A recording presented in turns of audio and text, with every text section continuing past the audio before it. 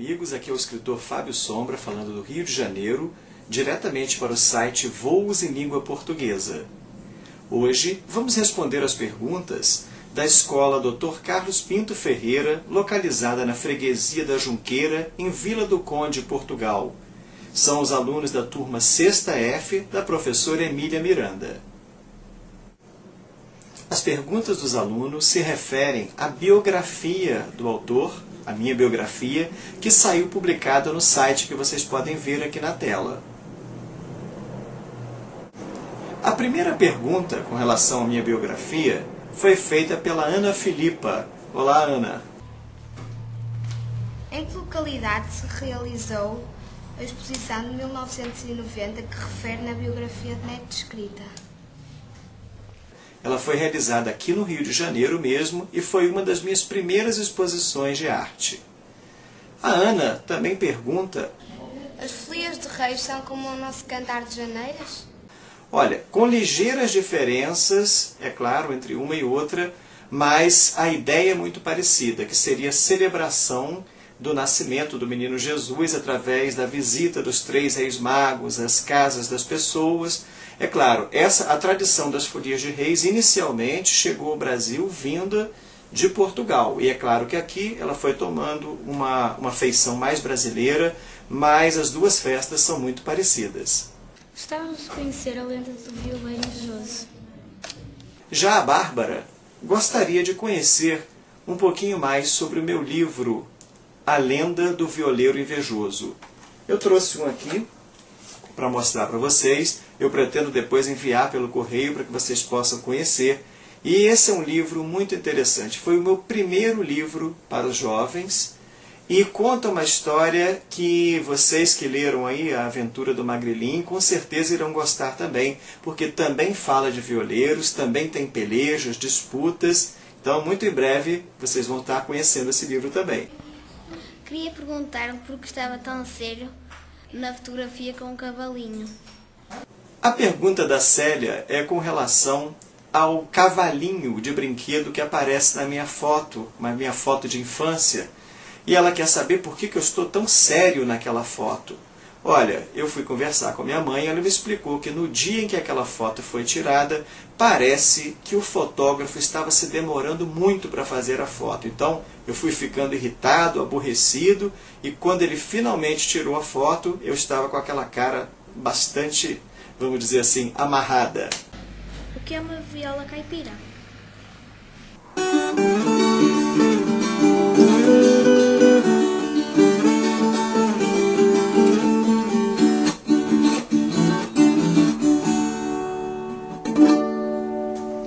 A pergunta da Gabriela, ela quer saber o que é uma viola caipira.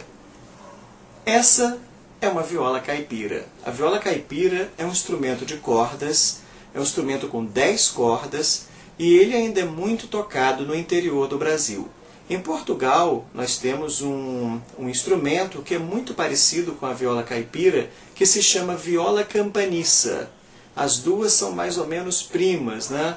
A viola caipira que nós temos aqui no Brasil, ela chegou aqui também trazido pelos primeiros colonizadores portugueses. É um instrumento muito bonito e é um instrumento que aparece no nosso livro, no livro do Magrelin, né? Quando aqueles desafios, aquelas pelejas são tocadas, elas são feitas usando esse instrumento aqui.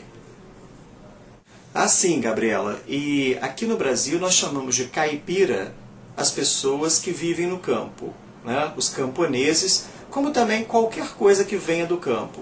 Como a viola caipira, ela é muito tocada nas fazendas, nas quintas, nos sítios, então nós a chamamos de viola caipira. Na fazenda da sua tia-avó, teve algum momento em que tivesse mesmo? O João me pergunta se eu alguma vez tive medo quando eu ia à fazenda da minha tia-avó. Olha, medo mesmo a gente só sentia quando, às vezes, nas noites bem escuras, nas noites frias, a garotada se reunia ao redor de um fogão de lenha e então alguém, um tio, alguma pessoa mais velha, começava a contar histórias de assombração. Aí realmente nós ficávamos com medo, principalmente quando, após as histórias, a gente tinha que voltar para casa, né? Se essas histórias eram contadas na casa de algum vizinho, depois nós tínhamos que voltar para casa, e essa volta era sempre feita no escuro, e então dava um grande medo. Mas eu gostei muito dessa experiência, e tanto é que o meu livro mais recente é um livro que conta histórias de assombração, relembrando algumas dessas que eu ouvi quando eu era pequeno, mas dava muito medo. Qual é o monumento que se vê na fotografia tirada em Moscou? A Mariana me pergunta sobre qual é o monumento que aparece naquela foto tirada em Moscou. Aquela catedral é a Catedral de São Basílio. Ela é um dos cartões postais da cidade de Moscou. Ela fica, né, na Praça Vermelha, e ela foi, a sua obra foi concluída em 1560 para celebrar uma vitória dos russos contra os tártaros, os invasores tártaros. Essa catedral ela tem assim, um formato fantástico. Ela parece um confeito, né, como se fosse um doce, um bolo, uma torta. E diz a lenda que o czar, né, Ivan o Terrível, quando viu essa catedral tão bonita, ele então mandou cegar, olha só, ele mandou cegar o arquiteto para que ele depois disso nunca mais pudesse fazer outro monumento, outra construção tão bela. Que coisa, hein? Olá, como está? Queria perguntar